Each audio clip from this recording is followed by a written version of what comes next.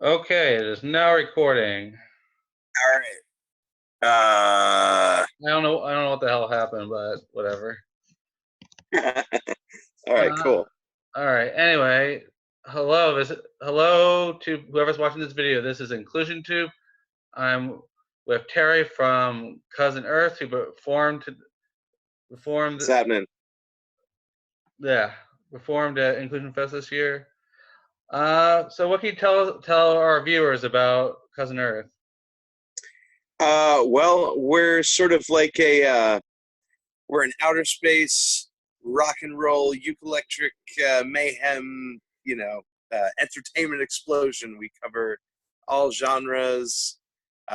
We do everything from rock, classic rock, and jazz to video game music and cartoon theme songs, and we just try to make it really fun. It's like really upbeat, high energy dance music um, that just comes at you from a million different angles. It's very like ADHD friendly. If you don't have a very long attention span, we're Yeah, great. You know, the music will find you eventually. exactly. But Um, yeah. all right. How'd you guys meet? Well, it was. It's a long story, but I'll try to give you the short version of it. We were all playing in a band together called Mercury Landing, and Joe started a side project with Nate, the drummer. They're gonna go play ukulele songs, in the subway, just for fun. And little by little, we all kind of got in on the action. We were all like, "Oh, we want to play tiny instruments and play ukulele music," and our bands just kind of morphed. It's sort of like Joey's side project became the main project for all the people in Mercury Landing. Um, and so, um, but Joe and Nate knew each other from college. I met Corey at Hard Rock Cafe in Times Square. We found Tara through Craigslist. Uh, so it was very random. It's very New York the way it all happened. Like we're all coming from different places. We were all in lots of other musical projects, and Mhm. very natural, sort of the way it progressed. And that's kind of part of the magic. I hear you as a musician who's just starting out myself. I get the whole part of the things coming together part. So what would you say is the overall mission of Cousin Earth? The overall mission, I don't know, to make people have a good time. I guess get down, try to get people to that upper echelon of like joyful existence that only happens when you're listening to live music and like really, connecting. That's the beautiful gift of being a musician, I guess, is like you get to give that to people. Mhm. Um, I guess that's what inspired you basically to do something like Inclusion Fest because it's all about giving back to the community. hmm and it's also it's making it's cool that it's like just a really awesome and safe space for everyone to go and just kind of feel included, like people that maybe don't normally get to go out and do this sort of thing. It's a very open and friendly place to go and be able to hang out and experience a music festival for the first time or for the Mhm. millionth time. It's just a really great time, and I love the community spirit. It was definitely alive. Mhm. So have you guys ever played at events like this before, or is this the first of its kind for you guys? Well, we had actually done a couple of events with Pete Kozak, who's part of the Especially Everyone Orchestra.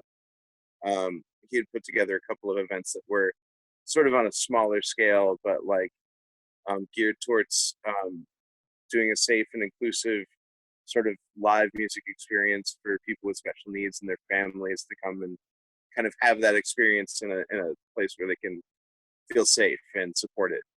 Mhm. That's great. So how do you think this year went for you guys? How did your set you think went? Oh, I thought it was great, man. I thought it was like the perfect time Day, and I had a great time. And then Haley Jane killed it afterwards. I Mm, mean, all day at the Especially Everyone Orchestra was great. And everyone was dancing like the whole time. It's like the whole mm, festival was there all day, just hanging out. It felt really great. definitely. I definitely felt that. I did my own little workshop there, and I caught your guys' set, and I thought it was fantastic. Oh, Um, thanks. and someone who has ADD, like I totally got what you were saying earlier about the music, like just it's music all over the place, and eventually you get back to focus. Yeah, it'll come around. Something that you, Uh, hopefully all of it, but all right. Well, that's what live recordings are for, so you can go back and listen again and find it. yeah. Um, what got you started as a musician? Me personally, Yes. I mean, I guess I've always done music, choir from a very young age. I started playing sax when I was like 11 years old. And picked up guitar. I had my own band for a while. It was like a sort of folky punk band for like 13 years before I even jumped into this project. So like, music has always been just sort of like a thing that I do always. It's Mm-hmm. kind of like it's what keeps me going. That's pretty groovy, man. So what does inclusion mean to you? Uh, Inclusion, just like it's like everybody feels included. Inclusion is like when um, it's like when you feel safe and supported in a way that lets you be open. You know what I mean? Like you feel safe being vulnerable because you're included. Hmm. Yeah, I don't How do you think your bandmates react to such a movement? know. I think everybody's totally done with it. Melissa's a teacher. She works with kids that have special needs and stuff too. So, and we all have family and friends, people in our lives that would benefit greatly from events like these being, Hmm. more superfluous, or is that the right word? Well, we'll find it eventually, just like your music, the right word. Yeah. Um, let's see what else to talk about.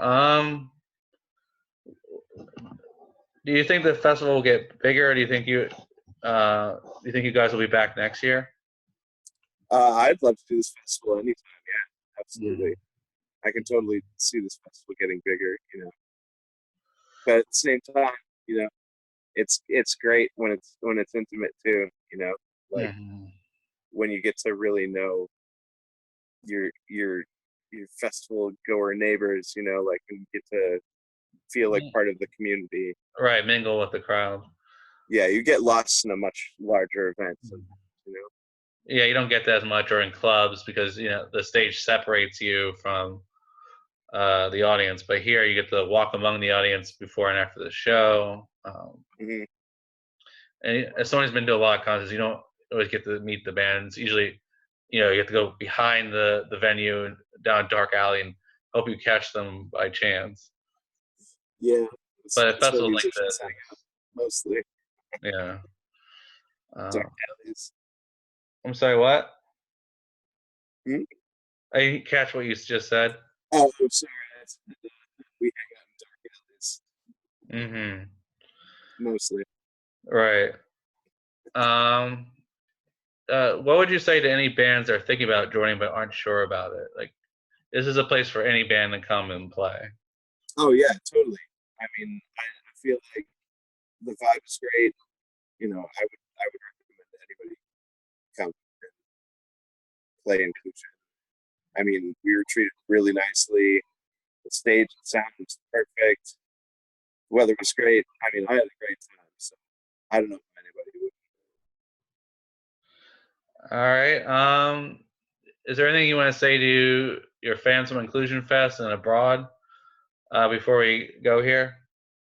Uh, just thanks for supporting us.